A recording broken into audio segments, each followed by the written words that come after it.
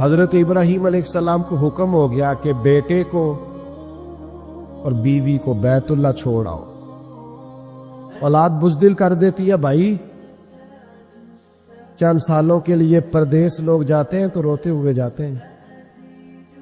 غیر معینہ مدت کے لیے جناب ابراہیم اپنے لخت جگر کو، اور بیٹا بھی عام نہیں، حضرت اسماعیل علیہ السلام اتنے سونے تھے کہ ان جیسا خوبصورت کوئی نہیں، جناب ہاجرہ کو اور بیٹے کو تھوڑی سی کھجوریں دے کے، مشکیزہ پانی کا دے کے بیت اللہ کے پاس بھی وادٍ غیر ذی زرع، قرآن کہتا ہے ایسی وادی جہاں کھیتی نہیں ہوتی، بنجر جگہ، چھوڑا جناب ابراہیم نے۔ پلٹنے لگے تو جناب ہاجرہ دامن تھام کے کہنے لگی بیٹے کو چھوڑ کے جا رہے، پتر کو چھوڑ کے جا رہے، مجھے چھوڑ کے جا رہے۔ حضرت ابراہیم چوپ گئے۔ اپنے بزرگوں سے سوال پوچھنے والے بیٹوں نہیں کچھ سوالوں کے جواب ہوتے، روز اپنے بڑوں کو کٹہرے میں کھڑے کرنے والوں کچھ سوالوں کے جواب نہ پوچھا کرو، کچھ راز ایسے ہوتے ہیں جن کے بارے میں نہ گفتگو کرو۔ پوچھا خاتون نے کیوں چھوڑ کے جا رہے ہو؟ جناب ابراہیم چوپ ہیں۔ پھر پوچھا کیوں چھوڑ کے جا رہے ہیں؟ وہ خاموش ہے، کیونکہ بات ہی بڑی انوکھی ہے، بیٹے کو چھوڑ آنا، بیوی کو چھوڑ آنا ایسی جگہ جہاں کھیتی کوئی نہیں، پانی کوئی نہیں۔ پھر حضرت ہاجرہ خود ہی بولی، فرمانے لگی آپ چھوڑ کے جا رہے ہیں یہ رب کا حکم ہے؟ تو حضرت خلیل کہنے لگے ہاجرہ اللہ کا حکم ہے۔ تو تسلی حضرت ابراہیم نے دینی تھی نا کہ ہاجرہ فکر نہ کرنا، رب کا حکم ہے، تو گھبرانا نہ، یہاں خیر ہوگی۔ جب حضرت ہاجرہ نے سوال کا جواب لیا اللہ کا حکم ہے کہ اللہ کا حکم ہے، اب حضرت ہاجرہ بولتی ہے اور جناب خلیل سے عرض کرتی ہیں ہماری فکر نہ کرنا، اس لیے کہ جس رب نے کہا ہے نا یہاں چھوڑ جاؤ وہ بڑا کریم ہے، وہ ہمیں ضائع کبھی نہیں کرے گا۔ اور کر تو صحیح نا تو یہ بھروسہ اپنے رب، سیکھ جناب اسماعیل کی والدہ جناب ہاجرہ سے، سیکھ جناب ہاجرہ سے اللہ پہ بھروسہ کرنا، اللہ کبھی ہمیں ضائع۔ پانی ختم ہو گیا تھوڑی دیر میں مشکیزے کا، کھجوریں ختم ہو گئی، بیٹا پیاس سے زمین پر ایڑیاں مارتا، جناب ہاجرہ دوڑ کے ادھر جاتی صفا پہ، پھر دوڑ کے مروہ پہ، پھر صفا پہ، پھر مروہ پہ، 7 چکر لگائے۔ فرشتے نے آ کے اس جگہ پر مارا جہاں جناب اسماعیل کی ایڑیاں لگتی تھی، زمزم جاری ہو گیا۔ مالک ہو گیا ایک دفعہ جناب ہاجرہ کا جانا آنا، تو کریم نے فرمایا میرا کلیم چھوڑ آیا، میری پیاری بندی ہاجرہ اس کے کہنے پہ وہاں رک گئی، دکھوں کے دن تھے، تکلیفوں کے دن تھے، میری رضا پر وہ ٹھہر گئے، صبر کیا۔ اب دیکھو نا قیامت تک میرا انعام دیکھو۔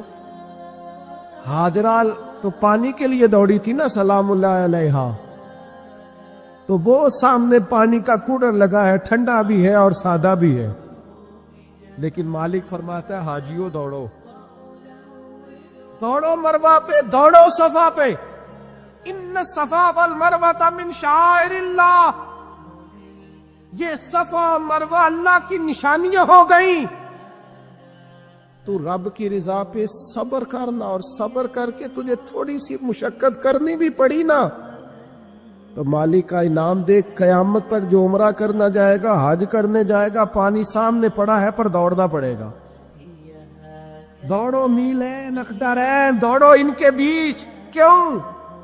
پسند آ گئی ہے نا جناب ہاجرہ کی ادا، پسند بھا گئی ہے جناب ہاجرہ کی ادا، کمال کر دیا جناب ہاجرہ نے۔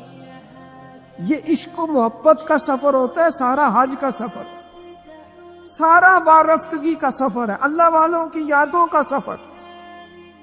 حضرت ابراہیم جب چھوڑ آئے نا، اولاد ہوتی ہے نا، چھوڑ آئے بیٹے کو، پر کھیتی کوئی نہیں تھی، بغیر پانی کے بچے کو چھوڑ آئے۔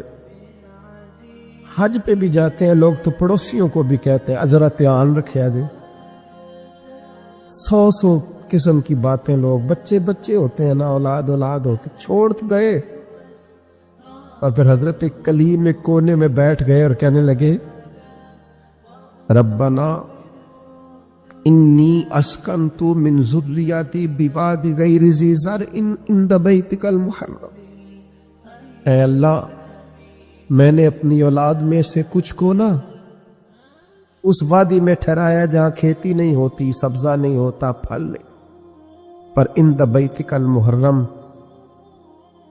ٹھہرایا میں نے تیرے گھر کے پاس ہے۔ او بیٹو بیٹیوں دیکھو ماں باپ کا پیار کیسا ہوتا ہے نا، میں نے ٹھہرایا ہے وہاں۔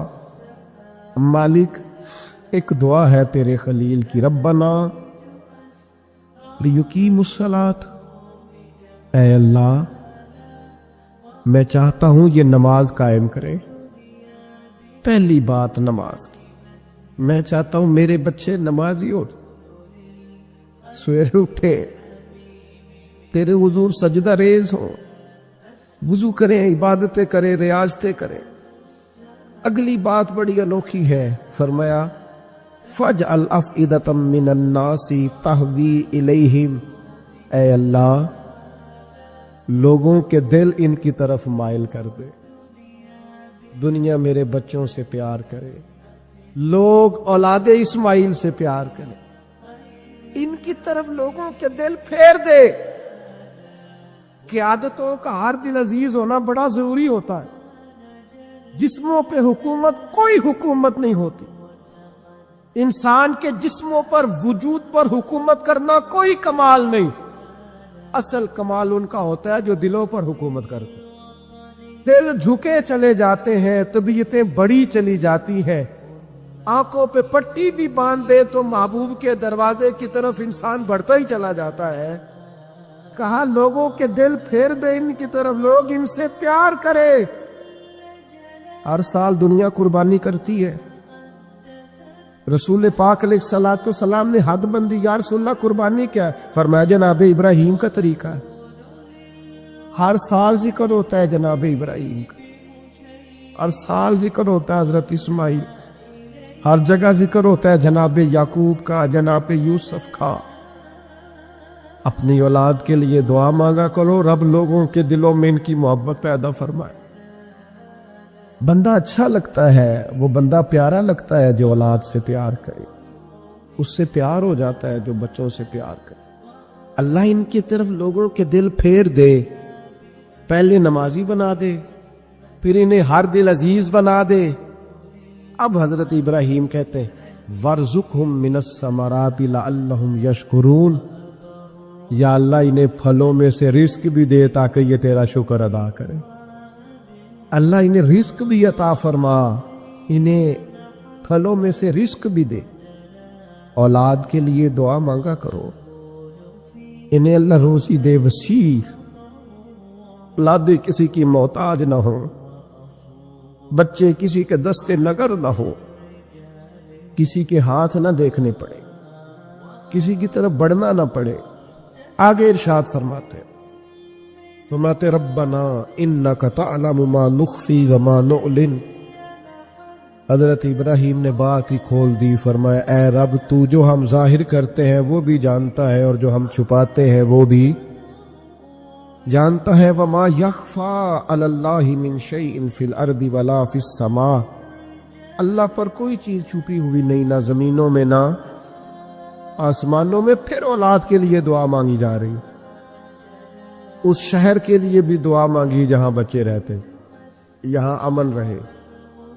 یہ بھی دعا مانگی کہ یہ نمازی ہو جائے، یہ بھی دعا مانگی حضرت ابراہیم علیہ السلام نے کہ اللہ انہیں رزق دے پھلوں میں سے، یہ بھی دعا مانگی لوگوں کے دل ان کی طرف کر دے۔ اور پھر کہا تو جانتا ہے ہمارے ظاہر اور باطن کو۔ پھر ارشاد فرمایا کہ میں اب بیچ میں شکر بھی ادا کرتے ہیں، کہتے ہیں الحمدللہ الذی وہب لی علی الکبر اسماعیل و اسحاق، کہتے ہیں تمام تعریفیں اس اللہ کے لیے جس نے بڑھاپے میں مجھے اسحاق اور اسماعیل عطا فرمائے۔ بڑھاپے میں اللہ نے اولاد دے دی، ساری تعریفیں اس کے لیے۔ پھر ارشاد فرماتے ہیں ان ربی لسمیع الدعا،